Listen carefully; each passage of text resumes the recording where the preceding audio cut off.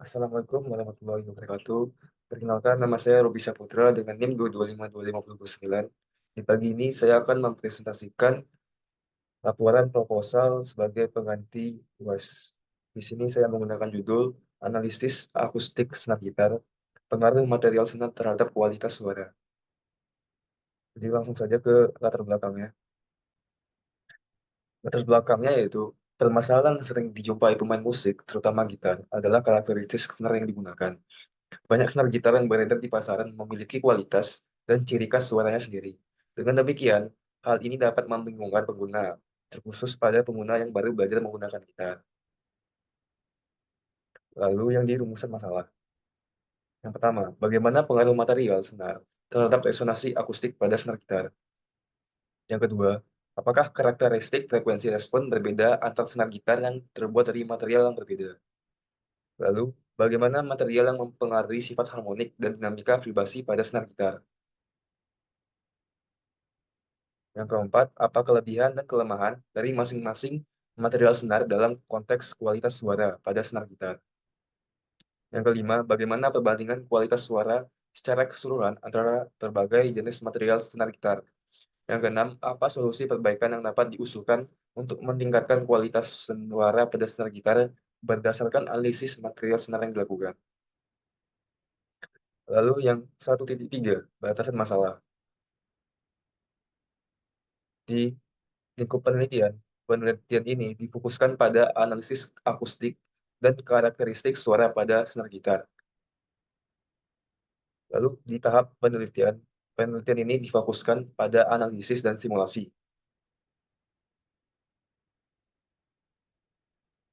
Lalu di material senar, jenis material yang senar yang akan diuji terbatas pada jenis-jenis umum yang sering digunakan pada senar gitar, seperti nilon, baja, dan polimer.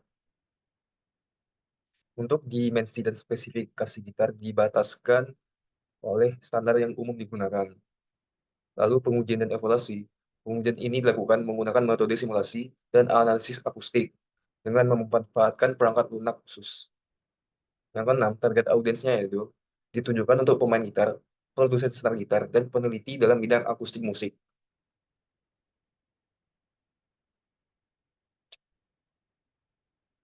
Lalu manfaat penelitian atau perancangan.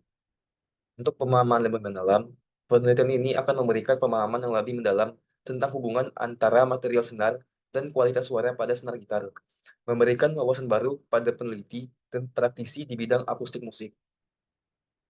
Lalu untuk panduan untuk pemain gitar, hasil penelitian ini dapat menjadi panduan berharga bagi pemain gitar dalam memilih material senar yang sesuai dengan preferensi mereka untuk mencapai kualitas suara yang diinginkan. Juga ada rekomendasi bagi produsen senar gitar, kontribusi pada industri musik, basis riset dan pengembangan, peningkatan prestasi di kampus. Peningkatan prestasi di kampus ini maksudnya, peneliti ini dapat meningkatkan reputasi kampus sebagai pusat riset unggulan di bidang teknik mesin dan ilmu akustik. Yang terakhir adalah peningkatan kualitas seni musik. Lalu untuk di penulisan seperti yang di template. Bab 2, kajian pustaka. 1. Studi mengenai jenis material senar gitar. Menyajikan hasil analitik akustik dari berbagai jenis material senar gitar, termasuk nilon, baja, dan polimer.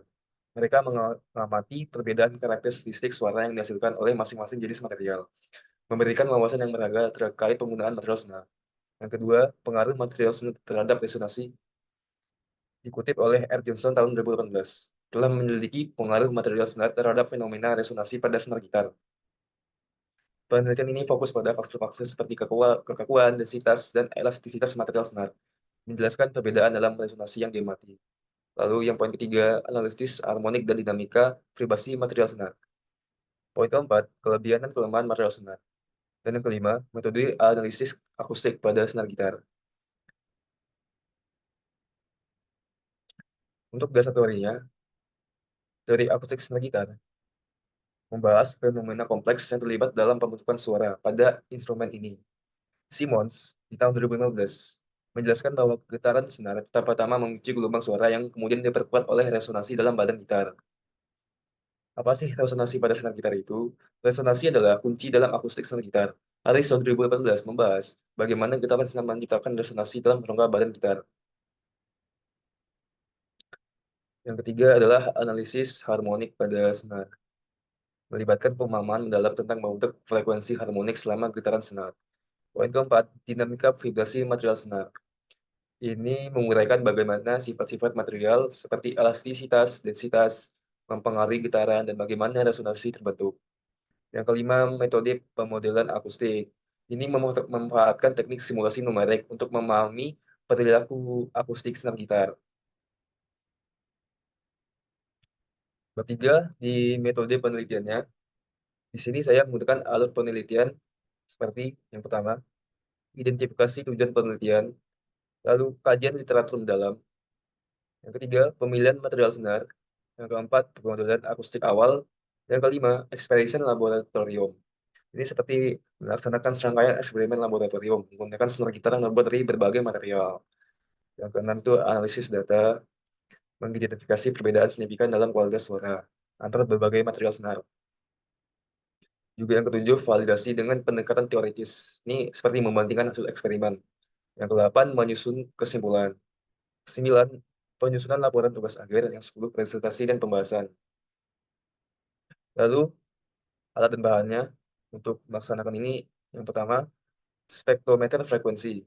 Ini adalah gambar spektrometer frekuensi. Yang kedua juga dibutuhkan pengukur amplitudo getaran, seperti vibration meter. Lalu perangkat lunak pemodelan akustik. Untuk perangkat lunak pemodelan akustik ini ada dua, seperti ANSYS dan COMSOL multiphasic.